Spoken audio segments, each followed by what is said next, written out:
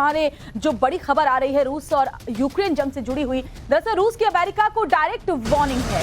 Indirect war लड़ रहा है अमेरिका। रूस ने ये साफ साफ कह दिया है यूक्रेन को पैट्रियट सिस्टम देना इसका सबूत है।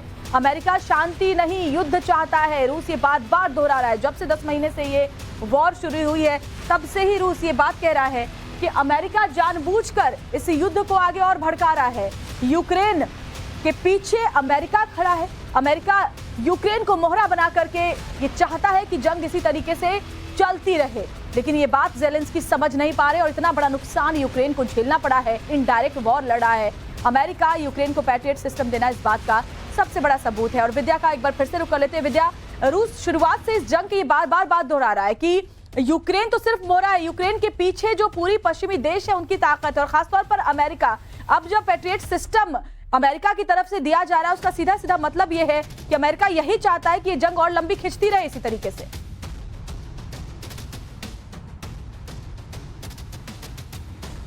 अमेरिका की एक स्ट्रेटजी है कि वो धीरे धीरे करके रूस को कमजोर करे और उसी स्ट्रेटजी के तहत अमेरिका और पश्चिमी देश जो हैं, जो अमेरिका के सपोर्टर हैं बड़े और खासतौर से इस युद्ध में यूक्रेन को सपोर्ट कर रहे हैं, वो तमाम देश धीरे धीरे इस युद्ध को लंबा खींचना चाहते हैं ताकि रूस कमजोर हो सके। लेकिन देखिए, रूस की तरफ से तैयारी पूरी है तो दूसरी तरफ अमेरिका और जर्मनी की तरफ से जिस तरह से तैयारी हो रही है, जिस तरह के हथियार या फिर प्रोटेक्शन सिस्टम वो दे रहे हैं आस पड़ोस के देशों को, यूक्रेन के आस पड़ोस के देशों को, उससे ऐसा लग रहा है कि अब ये तैयारी जो है वो विश्व युद्ध की तरफ बढ़ रही है। मैं आपको बता दूं कि पोलैंड जो है वो पेट्रियट मिसाइल सिस्टम लगाने जा रहा है लुब्लिन में और इससे न सिर्फ लुब्लिन यानी कि पोलैंड बल्कि लवीव जो बिल्कुल बॉर्डर का इलाका है, बॉर्डर का रीजन है यूक्रेन का, उसको भी प्रोटेक्ट किया जाएगा। ये वही पेट्रियट सिस्टम है जिसका जिक्र हम बार बार कर रहे हैं और जिसके बारे में ज़ेलेंस्की कह चुके हैं कि हमें ये सिस्टम चाहिए ताकि हम कम से कम कीव जैसे जो बड़े शहर हैं उनको हम बचा सके। तो पोलैंड ने ये तैयारी कर ली है और पोलैंड ये सिस्टम लुब्लिन में लगाने जा रहा है। इससे न सिर्फ लुब्लिन बल्कि लवीव और बेलारूस के जो बॉर्डर से आने वाले मिसाइल होंगे उनको मार गिराया जा सकता है। ये वो विध्वंसक मिसाइल होंगे जिसका इस्तेमाल बेलारूस के बॉर्डर से पुतिन की तरफ से किया जा सकता है। जैसा कि हमने देखा है कि पुतिन ने एक बार फिर से जब वो बेलारूस से गए हैं मुलाकात करके लुकाशेंको से, उसके बाद उन्होंने फिर से एक नई खेप भेजी है। सेना की खेप पहुंची है, सेना के बटालियन पहुंचे हैं, जवान पहुंचे हैं और टैंक्स पहुंचे हैं, फाइटर जेट्स पहुंचे हैं, मिसाइल पहुंची है।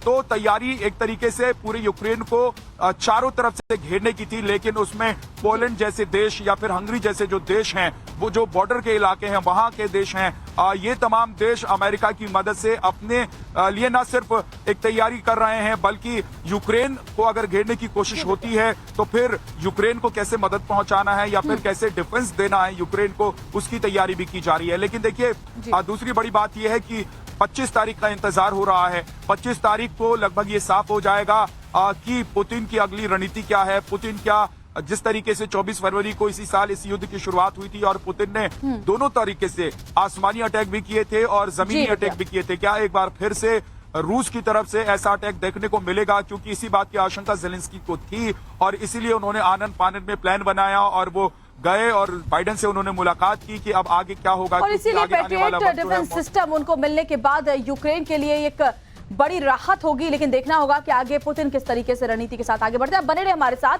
क्योंकि पुतिन ने और भी कई बड़े फैसले लिए हैं। आपको वो फैसले हम बता देते हैं। पुतिन का एक्शन क्या और टारगेट कहां पर है। दरअसल पुतिन का जो माइंड गेम है उसको इस तरीके से समझिए कि एक्शन और टारगेट क्या है। कॉम्बैट जोन में सरमट और सतर्न 2 की posting, Europe to America cover, यानी कि जो जद है वो पश्चिमी देश भी है पुतिन के टारगेट जोन में। न्यूक्लियर ट्रायड में शामिल Tu-160M चंद सेकंड में ही ये हवा से परमाणु अटैक करने में सक्षम है।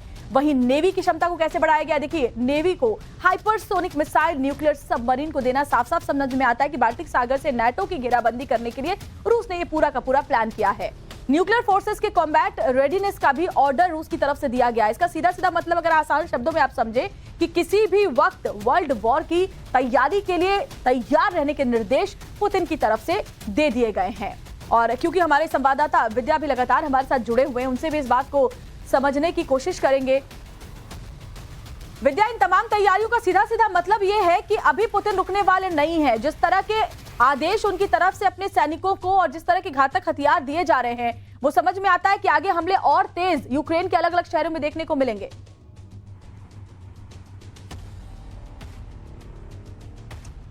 जी बिल्कुल, और क्योंकि अभी तक जिन हथियारों का इस्तेमाल किया गया है रूस की तरफ से, वो एक तरीके से देखिए वो पुराने हथियार हैं, और जिन हथियारों को अभी तक गोदाम में रखा गया था, जो जंग खा रहे थे, उन हथियारों का इस्तेमाल किया गया है। नए जमाने के हथियार अभी बाजार में आए नहीं हैं, युद्ध के मैदान में उतरे नहीं हैं, और उन्हीं हथियारों को रूस लगातार दिखा रहा है कि देखिए हमारे पास ये ताकत है, वो ताकत है, हम ये कर देंगे, वो कर देंगे। लेकिन जिस तरीके से अमेरिकी सांसद ने बयान दिया और कहा कि आर्टिकल 5 नेटो का जो है वो हम रिवोक कर देंगे, हटा देंगे, और उसके बाद ये जो पूरी लड़ाई है उसमें नेटो की सीधी एंट्री हो जाएगी। इसके जो मतलब है वो ये कि भाई सीधे सीधे नेटो के सेना जो है वो उतर सकती है यहाँ पर यूक्रेन की जमीन पर। यूक्रेन को न सिर्फ चोरी छिपे बल्कि सीधे तौर पर मदद मिलेगी, और तमाम ऐसे देश जो नेटो में शामिल हैं वो इस लड़ाई में शामिल हो जाएंगे। फिर ऐसी स्थिति जब होगी तो रूस के लिए काफी मुश्किल हो जाएगा, और रूस के लिए फिर एक ही ऑप्शन बचता है जिसको लेकर बार बार जिक्र किया जाता है कि एटमी हथियार का इस्तेमाल, एटम बम का इस्तेमाल क्या किया जाएगा, और क्या ऐसे किसी हथियार का इस्तेमाल कर दिया जाएगा जिसकी अभी तक सिर्फ कल्पना की जाती है, जिसको लेकर कहा जाता है कि अगर एटम बम जैसे हथियार इस्तेमाल हो गए इस युद्ध में तो समझ लीजिए कि पूरी तरीके से इस युद्ध में एक नया वॉर फ्रंट खुल जाएगा और दुनिया के कई देश जलने लगेंगे। पश्चिमी देशों को कई बार रूस की तरफ से कहा जा चुका है कि वो अपने हाथ पीछे खींचे,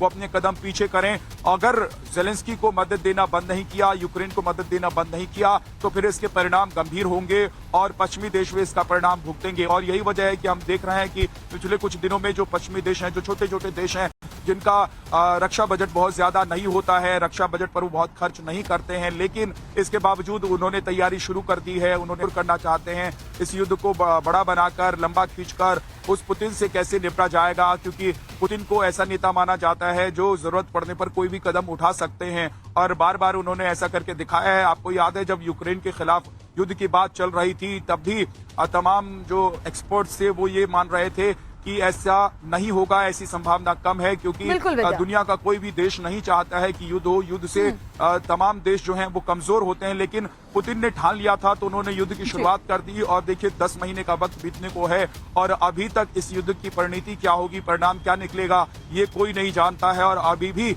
लगातार पुतिन की तरफ से या उनके देश के रक्षा मंत्री की तरफ से, विदेश मंत्री की तरफ से, या फिर वहां पर जो भी मीडिया है उनकी तरफ से ये लगातार कहा जा रहा है कि जब तक बिल्कुल बड़ी बात आप कह रहे हैं विद्या।